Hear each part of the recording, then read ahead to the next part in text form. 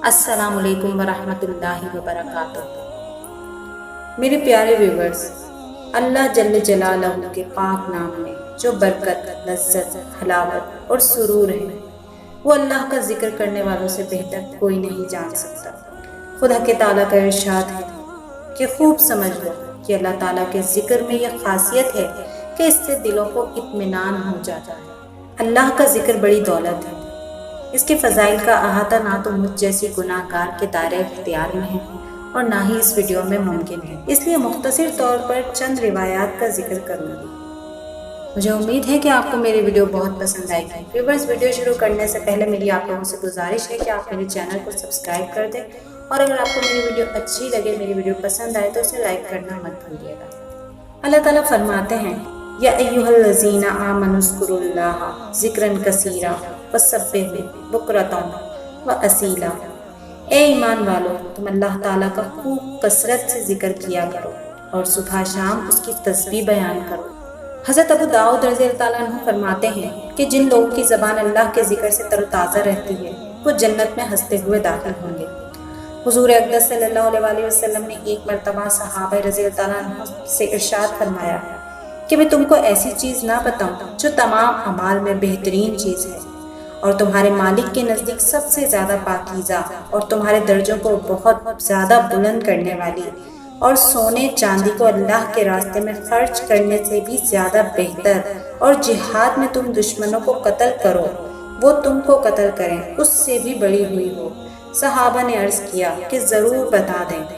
आप सल्लल्लाहु अलैहि वसल्लम ने इरशाद फरमाया कि वो अल्लाह का जिक्र है। एक और जगह हुजूर अक़दस सल्लल्लाहु अलैहि वसल्लम का इरशाद पाक है कि बहुत से लोग ऐसे हैं कि दुनिया में नर्म नर्म बिस्तरों पर अल्लाह ताला का जिक्र करते हैं, जिसकी वजह से हक़ के ताला जन्नत के आला दर्जों में उनको पहुंचा देता है।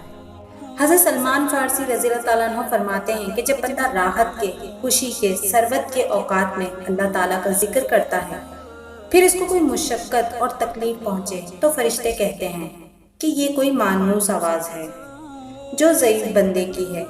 फिर अल्लाह के यहाँ इसकी सिफारिश करते हैं। और जो शख्स राहत के औकात में अल्लाह को याद ना करे, फिर कोई तकलीफ इसको आन पहुँचे और उस वक्त याद करे तो फरिश्ते कहते हैं कि कैसी गैर मानूस सी आवाज़ है। हज़रत इब्न अब्बास रज़ियल्लाहु ताला अन्हु फरमाते हैं कि जन्नत के 8 दरवाजे हैं, एक इनमें से सिर्फ ज़ाकिरीन के लिए है। एक और जगह अल्लाह के जिक्र के बारे में हजूर सल्लल्लाहु अलैहि वसल्लम का इरशाद मुबारक है कि अगर एक शख्स के पास बहुत से रुपए हैं और वो उनको तकसीम कर रहा हो और दूसरा शख्स अल्लाह के जिक्र में मशगूल हो तो जिक्र करने वाला अफजल है। यानी अल्लाह के रास्ते में खर्च करना कितनी ही बड़ी चीज़ क्यों ना हो, लेकिन अल्लाह की याद इसके मुकाबले में भी अफजल है। फिर किस कदर खुश नसीब हैं वो मालदार, अल्लाह के रास्ते में खर्च करने वाले, जिनको अल्लाह के जिक्र की भी तौफीक नसीब हो जाए। एक हदीस में है कि अल्लाह ताला की तरफ से भी रोज़ाना बंदों पर सदका होता रहता है और हर शख्स को उसकी हैसियत के मुवाफिक कुछ ना कुछ अता होता रहता है, लेकिन कोई अता उससे बढ़कर नहीं कि इसको अल्लाह के जिक्र की तौफीक नसीब हो जाए। जो लोग कारोबार में मशगूल रहते हैं, तिजारत, ज़राअत, मुलाज़मत में घिरे रहते हैं, अगर थोड़ा बहुत वक्त अल्लाह की याद के लिए अपने औकात में से निकाल लें तो कैसी मुफ्त की कमाई है। दिन रात के 24 घंटों में से 2-4 घंटे इस काम के लिए निकाल लेना कौन सी बड़ी बात है, कौन सी मुश्किल बात है। अगर फजूलियात लग़वियात में भी तो हम बहुत सा वक्त खर्च कर देते हैं, इस कारामद चीज़ के वास्ते वक्त निकालना क्या दुश्वार है।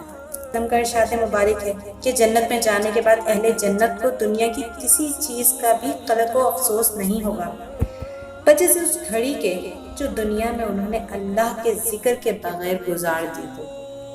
एक और जगह पर मेरे प्यारे आका मोहम्मद मुस्तफ़ा सल्लल्लाहु अलैहि वसल्लम का इरशाद गिरामी है कि जो भी लोग अल्लाह के जिक्र के लिए जमा हों और इनका मकसूद सिर्फ अल्लाह ही की रज़ा हो, तो आसमान से एक फरिश्ता निदा करता है कि तुम लोग बख्श दिए गए हो और तुम्हारी बुराइयां नेकियों में बदल दी गई हैं। सुभान अल्लाह। मेरे प्यारे व्यूअर्स, इहयाउल उलूम में लिखा है कि बनी इसराइल में एक आबिद था जो हर वक्त इबादत में मशगूल रहता था। एक दिन एक जमात इसके पास आई और कहा कि यहाँ एक कौम है جو ایک درخت کو پوجتی ہے۔ یہ سن کر اس کو غصہ آیا اور کلہاڑا کندھے پر رکھ کر اس کو کاٹنے کے لیے چل دیا۔ راستے میں شیطان ایک پیر مرد کی صورت میں ملا۔ عابد سے پوچھا کہ کہاں جا رہے ہو؟ تو اس نے کہا کہ فلاں درخت کاٹنے جا رہا ہوں۔ تو شیطان نے کہا کہ تمہیں اس درخت سے کیا واسطہ؟ تم اپنی عبادت میں مشغول رہو۔ تم اپنی عبادت کو ایک معمولی کام کے واسطے چھوڑ رہے ہو۔ تو عابد نے کہا کہ یہ بھی ایک عبادت ہے۔ تو شیطان نے کہا کہ میں نہیں کاٹنے دوں گا۔ دونوں میں مقابلہ ہوا۔ وہ عابد اس کے سینے پر چڑھ گیا۔ شیطان نے اپنے آپ کو عاجز دیکھ کر خوشامد کی اور کہا کہ اچھا ایک بات سن لو۔ عابد نے اس کو چھوڑ دیا۔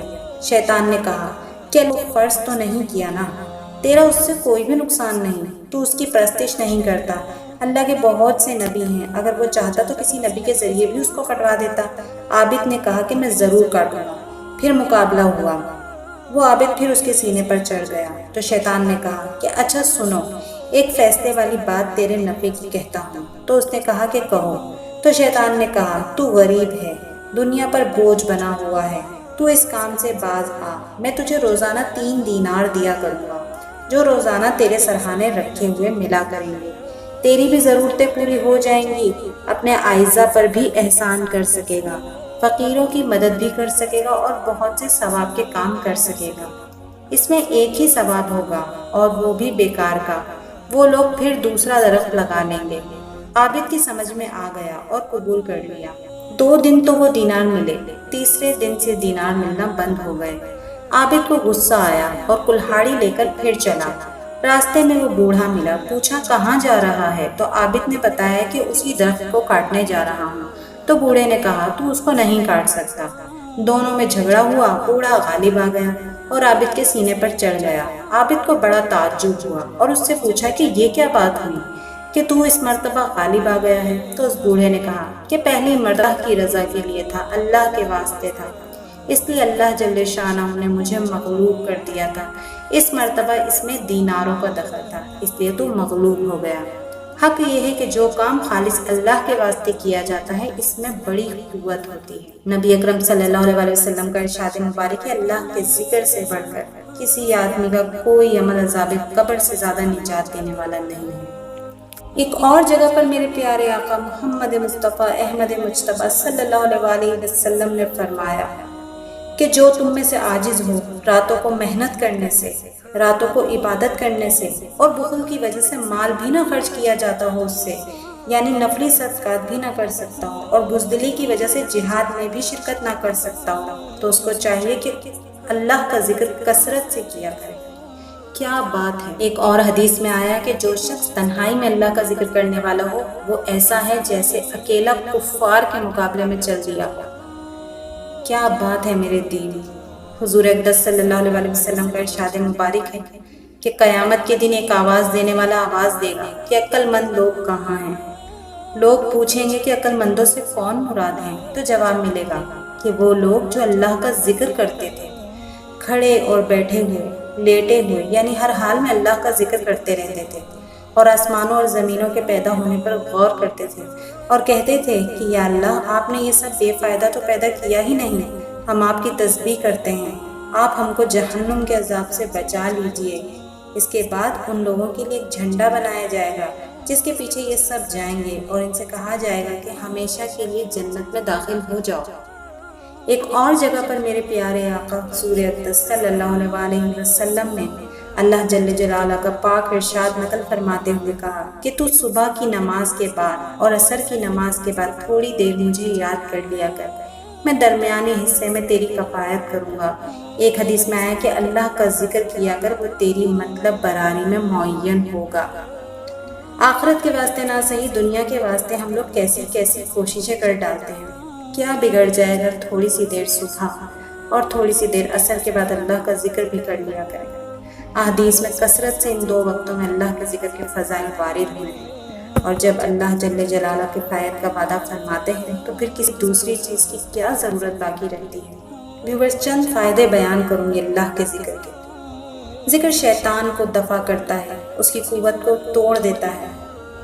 اللہ جل جلالہ خوشنودی کا سبب ہے، دل سے فکر و غم کو دور کرتا ہے، دل میں فرحت، سرور اور انبساط پیدا کرتا ہے، بدن کو اور دل کو قوت بخشتا ہے، چہرہ اور دل کو منور کر دیتا ہے، رزق کو کھینچ لاتا ہے، ذکر کرنے والے کو ہیبت اور حلاوت کا لباس پہناتا ہے، یعنی اس کے دیکھنے سے روب پڑتا ہے اور دیکھنے والوں کو حلاوت نصیب ہوتی ہے۔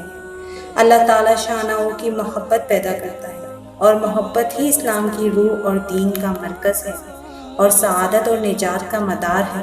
جو شخص یہ چاہتا ہے کہ اللہ کی محبت تک اس کی رسائی ہو تو اس کو چاہیے کہ اس کے ذکر کی کثرت کرے، جیسا کہ پڑھنا اور تکرار کرنا علم کا دروازہ ہے، اسی طرح اللہ کا ذکر اس کی محبت کا دروازہ ہے۔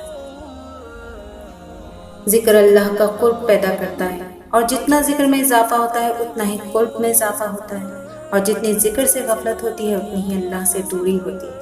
اللہ کی معرفت کا دروازہ کھول دیتا ہے اللہ کا ذکر۔ ذکر کے ساتھ اگر تنہائی کا رونا بھی نصیب ہو جائے تو قیامت کے دن کی تپش اور گرمی میں جبکہ ہر شخص میدان حشر میں بلبلا رہا ہوگا، یہ عرش کے سائے میں ہوگا، یعنی اللہ کا ذکر کرنے والا اللہ کے عرش کے سائے میں موجود ہوگا۔ ذکر میں مشغول رہنے والوں کو ان سب چیزوں سے زیادہ ملتا ہے جو دعائیں مانگنے والوں کو ملتی ہیں۔ حدیث میں اللہ تعالیٰ کا ارشاد نقل کیا گیا ہے کہ جس شخص کو میرے ذکر نے دعا سے روک دیا اس کو میں دعائیں مانگنے والوں سے افضل عطا کروں گا۔ سبحان اللہ، کیا بات ہے میرے رب کی رحمت کی۔ ایک اور حدیث میں آیا ہے کہ جو شخص لا الہ الا اللہ وحدہ لا شریک لہ لہ الملک و لہ الحمد وہو علی کل شیء قدیر 100 مرتبہ کسی دن پڑھے تو اس کے لیے 10 غلام آزاد کرنے کا ثواب ہوتا ہے، اور 100 نیکیاں اس کے لیے لکھی جاتی ہیں، اور 100 برائیاں اس سے معاف کر دی جاتی ہیں، اور شام تک شیطان سے محفوظ رہتا ہے، اور دوسرا کوئی شخص اس سے افضل نہیں ہوتا مگر وہ شخص جو اس سے زیادہ عمل کرے۔ جو شخص راحت میں اللہ کا ذکر کرتا ہے اللہ تعالیٰ مصیبت کے وقت اس کو یاد کرتا ہے۔ جو اذکار بندہ کرتا ہے وہ عرش کے چاروں طرف کرتے رہتے ہیں، جیسا کہ حدیث میں آیا ہے کہ اللہ کا ذکر اللہ کے عذاب سے نجات کا ذریعہ ہے۔ جس شخص کے لیے ذکر کا دروازہ کھل گیا ہے اس کے لیے اللہ تک پہنچنے کا دروازہ کھل گیا ہے، اور جو اللہ تک پہنچ گیا وہ جو چاہتا ہے پا لیتا ہے۔ اللہ کے پاس کسی بھی چیز کی کمی نہیں۔ اللہ کے نزدیک پرہیزگاروں میں زیادہ معزز وہ لوگ ہیں جو ذکر میں ہر وقت مشغول رہتے ہیں، اس لیے کہ تقوی کا منتہا جنت ہے اور ذکر کا منتہا اللہ کی معیت ہے۔ دل میں خاص قسم کی کثرت سختی ہے جو ذکر کے علاوہ کسی بھی چیز سے نرم نہیں ہو سکتی۔ ذکر دل کی بیماریوں کا علاج ہے، ذکر اللہ کے ساتھ دوستی کی جڑ ہے۔ اللہ کے ذکر کے برابر کوئی چیز نعمتوں کو کھینچنے والی اور اللہ ذات کو ہٹانے والی نہیں ہے۔ جو شخص یہ چاہے کہ دنیا میں رہتے ہوئے بھی جنت کے باغوں میں رہے وہ ذکر کے مجالس میں بیٹھے، کیونکہ یہ مجالس جنت کے باغ ہیں۔ ذکر کی وجہ سے ہر مشقت آسان ہو جاتی ہے اور ہر دشوار چیز سہل ہو جاتی ہے، اور ہر قسم کے بوجھ میں خفت ہو جاتی ہے، اور ہر مصیبت زائل ہو جاتی ہے۔ ذکر کی وجہ سے دل سے خوف و ہراس دور ہو جاتا ہے۔ ڈر کے مقام پر اطمینان پیدا کرنے اور خوف کے ظاہر کرنے میں اللہ کے ذکر کو خصوصی دخل ہے، اور اس کی یہ خاص تاثیر ہے کہ جتنی ہی ذکر کی کثرت ہوگی اتنا ہی اطمینان نصیب ہوگا اور خوف ظاہر ہوگا۔ ذکر کی وجہ سے آدمی میں خاص قوت پیدا ہو جاتی ہے جس کی وجہ سے ایسے کام اس سے صادر ہونے لگتے ہیں جو دشوار نظر آتے ہیں۔ ذکر سے جنت میں گھر تعمیر ہوتے ہیں۔ جب بندہ ذکر سے رک جاتا ہے تو فرشتے تعمیر سے رک جاتے ہیں، اور جب ان سے کہا جاتا ہے کہ فلاں تعمیر تم نے کیوں روک دی تو وہ کہتے ہیں کہ اس تعمیر کا خرچ ابھی تک نہیں آیا ہے۔ ایک حدیث میں آیا ہے کہ جو شخص سبحان اللہ و بحمدہ سبحان اللہ العظیم 7 مرتبہ پڑھے تو ایک گنبد اس کے لیے جنت میں تعمیر ہو جاتا ہے۔ ذکر جہنم کے لیے آڑ ہے، اگر کسی بد عملی کی وجہ سے جہنم کا مستحق ہو جائے تو ذکر درمیان میں آڑ بن جاتا ہے، اور جتنی ذکر کی کثرت ہوگی اتنی ہی پختہ آڑ ہوگی۔ ذکر کرنے والے کے لیے فرشتے استغفار کرتے ہیں۔ ذکر کرنے والوں کے چہرے پر دنیا میں رونق اور آخرت میں نور ہوگا۔ تو ویورز، کیسی لگی آپ کو آج کی میری ویڈیو تھوڑی سی لمبی ہو گئی، لیکن مجھے امید ہے کہ میری ویڈیو سے آپ کو بہت زیادہ فائدہ ہونے والا ہے۔ اگر آپ کو میری ویڈیو اچھی لگی ہو تو میری ویڈیو کو لائک کرنا مت بھولیے گا۔ ملتے ہیں اگلی ویڈیو۔